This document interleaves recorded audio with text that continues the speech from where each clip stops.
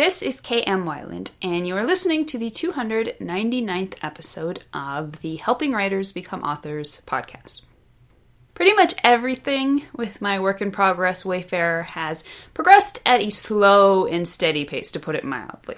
I've been plodding along with its midpoint of late, and it's been a toughie to put together, surprise, surprise, on this project. So many working pieces to fit together as my protagonist and antagonist come together for their first big battle. But I think all the hard work has paid off, and I'm extremely happy with how it's turning out. I think it's the best midpoint moment of truth / mirror moment I've ever written. So you know I'm doing a Snoopy dance over that one. The latest post on my blog is what Jurassic Park can teach you about compounding conflict in your story. It shows you how you can up the ante in any story by using the important technique of compounding conflict. To find the post, visit my site at helpingwritersbecomeauthors.com. And now I hope you enjoyed this week's podcast entitled The Hardest Part of Writing Good Character Arcs and How You Can Make It Look Easy. Character arcs are easy, right? Somewhere in between the beginning and the middle of the book, the character changes. What could be simpler? And yet, when we get right down to the nitty-gritties, character arcs are also pretty darn hard. Why? Because humans never change in simplistic, easy, on and off like a light switch ways. We change slowly, sometimes invisibly, and always inch by complicated inch. When we as authors try to replicate the complexities of these massive life changes on the page, we often trip ourselves up. We know that if the character's change is too simplistic, it won't ring true. But when we try to make it more multifarious, we often just end up getting lost within all the clutter we've created. But we don't have to get lost. One of the most common reasons for overcomplicating a character arc is just that. We're overcomplicating it. And we're doing so simply because we're missing out on one of the most basic truths of creating change within a character. So what's the number one mistake authors make with character arcs? Ready for this? Here it is. The number one mistake authors make with character arcs is that they try to remake their character into someone new. And nope, I'm not being contradictory. A character's arc is all about change, but that does not mean the character becomes someone new by the end of the story. Whoever he is at the end is still the same person he was at the beginning. George Bailey, at the end of It's a Wonderful Life, is still the same George Bailey he was in the beginning. None of his fundamental personal pieces have changed. They've just been rearranged. Where so many authors trip themselves up in creating change within their characters is by trying to create that change out of nothing. They're trying to turn the character into something entirely new, something of which there is no clue in the story's beginning. Maybe this will sound familiar. You know you want your character to follow a positive change arc. That means he has to be a better person at the end of the story than he is at the beginning. He's going to end up being a powerful, merciful, generous, beneficent ruler at the story's end. So you naturally, and quite rightly, look to the opposite of all those traits to create the character at your story's beginning. I did this years ago when writing the first draft of my Portal Fantasy Dreamlander. My protagonist started out as a massive jerk and a total loser. He was jobless, cranky, irresponsible, immature, and intractable. Why not, right? He was supposed to change. Can't have change if the character starts out perfect. But here's the problem. This character wouldn't change. That first draft was difficult for a lot of reasons, but one of them was simply how stubborn this character was. I couldn't get him to evolve, and every time I tried, it felt forced and unnatural. Why? Because the character I started out with didn't bear even the seeds of the personality traits I wanted to nurture into growth over the course of the story. You might remember one of our most common writing mistakes discussions from a couple months ago about how the two halves of any story, the beginning and the ending, must hang together as part of a single whole. Same goes for character arcs. In order to be realistic and believable, character arcs cannot introduce new elements in the second half of the story. Both sides of the character must be present from the very beginning.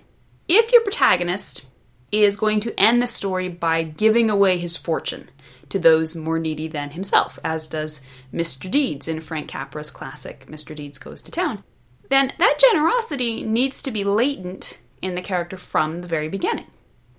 If you want your character to turn into a confident leader, as I did my protagonist in Dreamlander, then the potential for confidence and charisma must be obviously buried within the character from the very first chapter. The foundation of every character is the internal battle between the lie the character starts out believing and the truth he will grow into. In some sense, the character is already going to know this truth at the beginning of the story. There's a part of him that already believes it. George Bailey knows that serving his community and protecting them from Old Man Potter will create a far more fulfilling and important life than chasing adventures and wealth across the globe. But here's the thing. He doesn't like that truth. He likes the lie that he'd be happier following his own selfish desires much better. So he starts out in a place where he's not so much unaware of the truth as he is in adamant denial of it. If you start out with a character who has zero capability for understanding your story's truth, then you're essentially creating a character who has no internal conflict. He has no reason to overcome his lie. That internal conflict is the engine that powers your character's change. As such, both the lie and the truth must be alive within your character from the very beginning of your story. Otherwise, you have no story. For the full lowdown on how to evolve your character arc over the course of the story, you'll want to check out my 15-part series on the positive change arc. Today, however, let's explore a quick overview of the steps necessary to create believable change within your character by first making certain the possibility for change is present. Number 1, begin your story with a demonstration of both the lie and the truth. We all know about beginning our stories with a characteristic moment that introduces our character to readers. This moment is supposed to illustrate the character's starting point within the story. As such, we often want to create a characteristic moment that illustrates the character's current enslavement to his lie. But that's not quite enough. We also have to make sure we're illustrating the character's latent understanding of and desire for the truth. Sometimes we can do this simultaneously in the same characteristic moment. Sometimes we need two separate scenes to illustrate both sides of this character.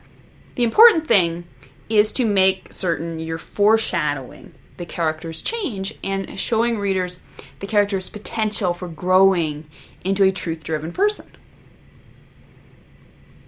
2, begin revealing the truth. As your story progresses, the truth should become more and more evident to the character. He'll resist it for most of the first half, but it needs to be a steadily convincing argument. You can't hammer away at the lie all through the first half and then expect the character's embrace of the truth in the second half to be fluid. 3, give the character a reason to resist the truth. Right from the start, and with increasing force throughout the story, the character needs to be presented with convincing reasons to resist the truth. If the truth wasn't painful or inconvenient in some way, why wouldn't the character reject the lie right from the start?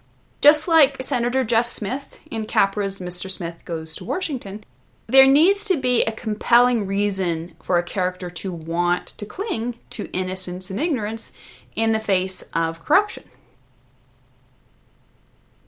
4, give the character a strong motive to pursue the truth. At the same time as the character is being tempted to reject the truth, He also needs to be given a strong underlying motive that will compel him to keep pursuing the truth, sometimes in spite of himself.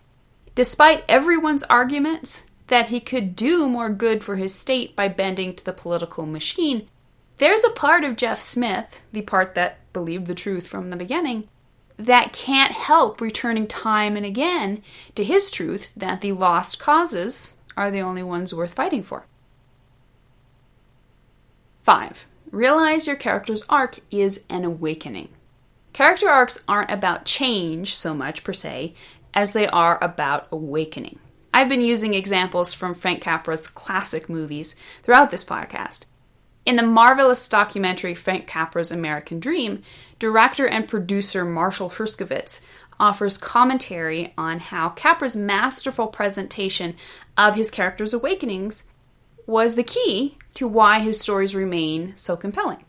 Herskovitz says, "It is so consistently well done from film to film, which is the depiction in the change of the character over time. And it is a depiction of the ambivalence within a character, how one side of a person's character will outweigh the other side in the beginning, and then slowly over time it shifts and the other side outweighs. It's so remarkable and so incredibly hard to do, and Capra does it in all his films. He does it as if it's easy, and it's the hardest thing." As you're planning your character's change from lie believer to empowered wielder of the truth, take a moment to make certain both sides of your character are present from the very beginning. Only then can you begin slowly shifting that character into a realistic evolution, rather than an unbelievable hairpin turn from jerk to angel. Thank you for listening to the Wordplay Podcast. To read a transcript of this episode, you can visit my website at helpingwritersbecomeauthors.com. And be sure to check back again next week.